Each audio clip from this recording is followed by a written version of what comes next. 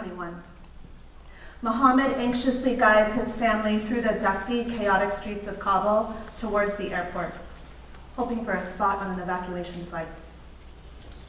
After 4 days of camping at the airport gates, tragedy strikes, a suicide bomb. As the dust clears, Mohammed looks around and he realizes that Amir, his eldest child, is nowhere to be found. Days turn into weeks as Mohammed anxiously searches hospitals and morgues. But hope has a way of shining through. Mohammed receives a phone call. Amir, he's alive.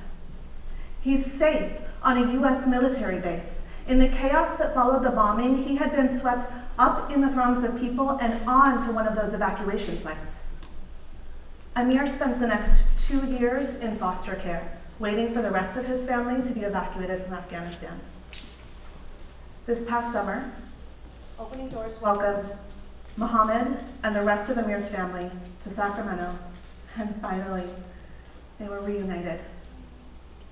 Each year, Opening Doors walks alongside 3,000 immigrants, refugees, and survivors of human trafficking on their path to stability, a safe place to sleep, self-sufficiency, a first job, a driver's license, and belonging, a sense of home.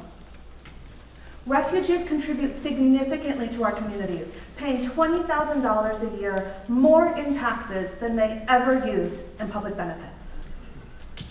But our region's housing market gets in the way of their path to self-sufficiency, taking weeks to find housing for our newest neighbors.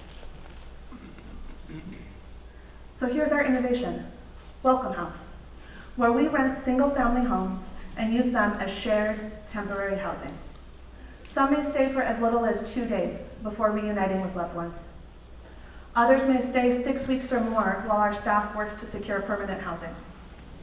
Unlike other organizations, we don't use shelters that have long wait lists. We don't use motels that are really uncomfortable for small children. Welcome House is a home. And it's 65% more cost efficient than the alternatives. A better experience for less money. With an investment of $140,000, we can expand Welcome House, ensuring that 250 people like Amir and Mohammed have a safe place to land. Join us in the work of welcome. Together, we can create a stronger Northern California for everyone. Well done, Jessie.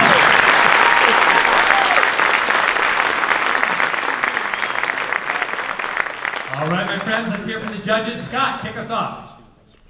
Amazing story in the beginning that brought us in. You took us on an emotional roller coaster because we really didn't know how this was going to end up. You took us to a place that ultimately led to hope, but at the same time, you delivered the compelling value proposition to state exactly what the circumstances that you are trying to overcome for these families that you serve, and at the same time connecting it to an innovative approach where it is that their experience is better. And it all, for me, comes back to home. You're creating self-sufficiency, you're creating a sense of belonging, but ultimately you're welcoming them to home. And so when you take all that and put it together with all of those great statistics, and you show the leverage that the amount that you're asking for is going to deliver in terms of being able to expand the promise of this program, it is absolutely breathtaking. Well done. Thanks, Scott. Patrick, thoughts?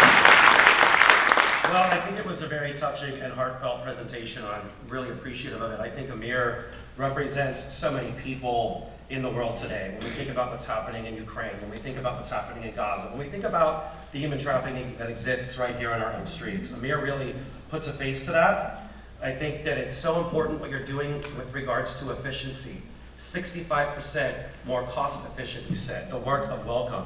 But mostly what I really love and what I think is really inspiring is that in a world with toxic rhetoric about building walls to keep people out, you are literally opening doors and showing what our region is and the compassion that we have. So thank you for this really important. Jessie, Tientcheu,